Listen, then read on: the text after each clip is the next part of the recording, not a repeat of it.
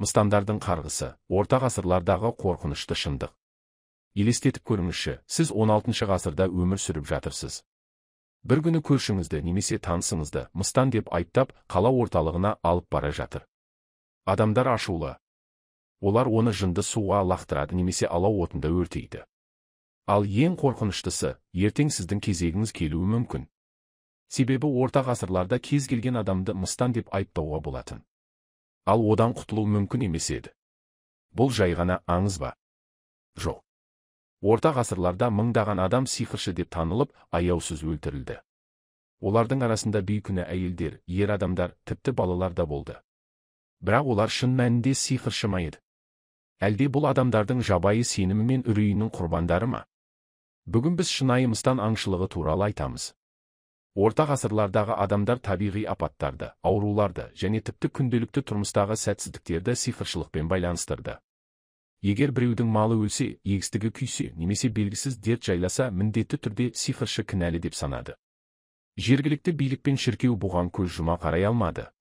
Олар мыстандарды түбегейлі жоюға кірісті. Барлығы 16 ғасырда басталды.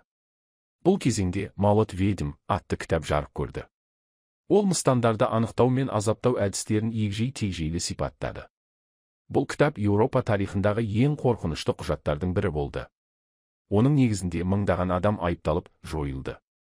Бір қызығы, мыстан деп айыпталғандардың басым бөлігі әйелдер еді. Себебі шіркеу, әйелдер әлсіз, сондықтан шайтан олардың жанын жаулап алады деп сенді. Сондықтан кез келген күдікті әйел сиқыршы болуы мүмкін деген ой қалыптасты. Мыстандарды анықтаудың ресми әдістері өте қатыгез болды. Біріншіден, оларды тексеру үшін денесіндегі ерекше белгілерді іздеді. Егер денесінде мең, тыртық немесе туғандақ болса, бұл шайтанның белгісі деп есептелді. Бірақ ең қорқыныштысы су сынағы болатын. Күдіктіні қол-аяғын байлап, суға тастайтын. Егер ол батып кетсе, кінәсіз, ал қалқып шықса, шайтанның көмегімен аман қалды деп есептелді, яғни нағыз мыстан. Бұл әдіс адамдарды жазықсыз өлтірудің ең қатыгез түрлерінің бірі болды.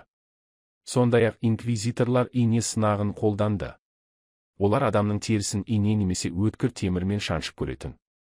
Егер ол ауырсынбаса, демек, ол сиқыршы.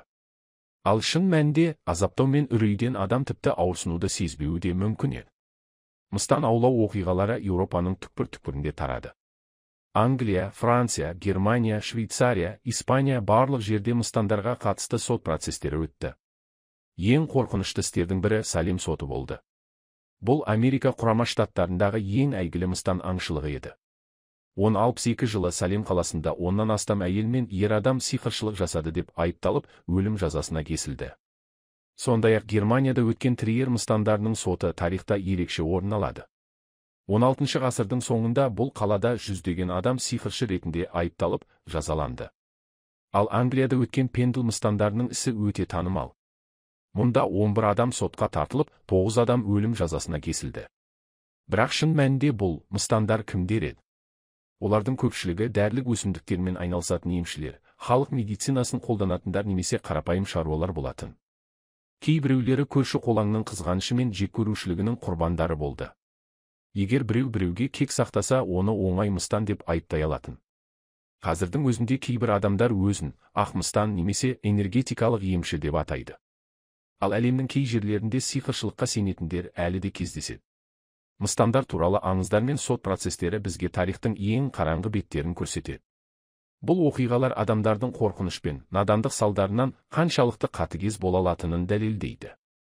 Егер сіз 16 ғасырда өмір сүрсеңіз, сізді не күтер еді? Егер көршіңіз сізге жала жауып, сізді мыстан деп айыптаса, не істер едіңіз?